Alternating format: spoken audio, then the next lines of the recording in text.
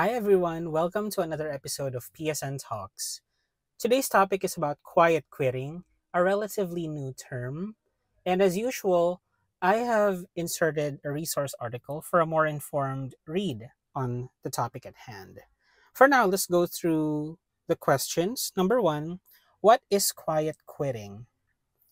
You would usually associate this term with a job, more specifically a corporate job, where one does the minimum requirements just to not get fired. You're meeting what's required of you, but you purposely don't exert extra effort other than what's absolutely necessary. Second question, why does quiet quitting happen? For me personally, it is a result of stagnation. If you have a job, it is only natural to seek growth. And if that's not happening, you are more likely to think or even act upon your thoughts of quiet quitting. Who are prone to quiet quitting? To be honest, everyone is capable of doing that. But in terms of who are more likely to do it, I talk about from experience. I guess it's people who find themselves in a situation which they don't find pleasant and they see as impossible to change. So yes, they would like do what is expected of them, but you can't necessarily expect them to like go above and beyond what is expected of them, if that makes sense. And quiet quitting could extend to like relationships as well, not just like employment, as I see it. When is quiet quitting more likely? Going by what I said in the previous questions, it is more likely when you find yourself in a situation or with responsibilities that you absolutely have to do, but you don't particularly find pleasing to do. Does that make sense? Say, for example, making money. Yeah, making money. It's practical. Everyone could relate to it. You have to make money in terms of a corporate job. That's why it's commonly found in corporate jobs. You need that money, you need the stability of a salary. But if you don't find that corporate job to be fulfilling, if it doesn't like contribute to your ultimate personal goals, then you just would do what is required of you. Go to work on time, do your job description. Descript Can't talk properly. Do your job fuck. Do your job description. Clock out on time. Nothing more, nothing less. That's how it looks like for most people. Where can you seek help if you find yourself quiet quitting? Hmm, that's a tough one. The keyword is quiet, so you don't openly talk about quiet quitting if you're doing it, right?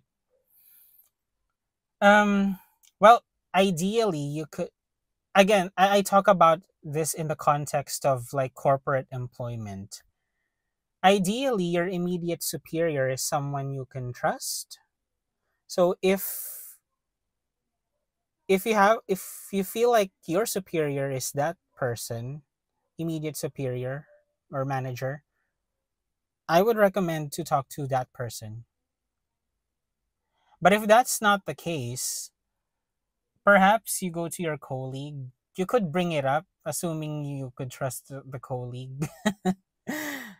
I, for one, know that not everyone in the workplace has good intentions. Okay? Don't deny it. I know that's not the case. But for those people whom you sincerely trust, maybe bring it up to them, see if they're feeling the same, and see how they're handling it. Yeah, a change of environment, really. Find people you trust, go to them. That's my answer. It's not really an answer, but it's the best you could do from my understanding. Next question. How can quiet quitting be prevented? This is a good question. Um, Quiet quitting can be prevented As long as the environment you're in is willing to take into consideration of what you're going through. I guess in a corporate setting, if the higher ups are willing to listen, again, it usually is a result of stagnation, no growth, that sort of thing. As long as you see opportunities to improve yourself or change your current situation into a better one, I think quiet quitting can be prevented.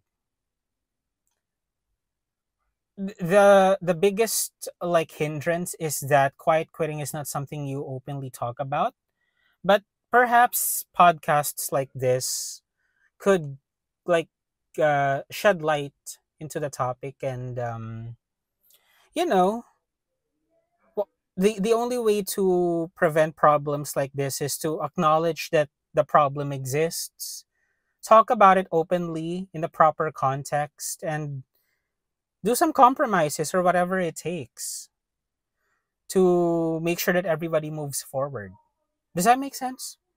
Yeah, quiet quitting is a thing, whether we like it or not. Either we talk about it and do something about it collectively, or we just don't acknowledge it exists and the problem just persists.